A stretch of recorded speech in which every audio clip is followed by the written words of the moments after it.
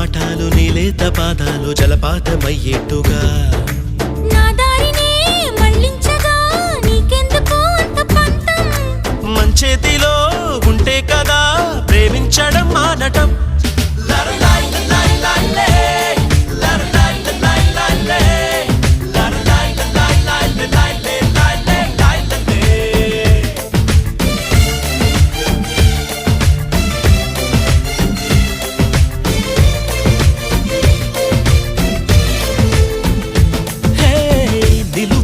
నిన్ను ఎప్పుడైనా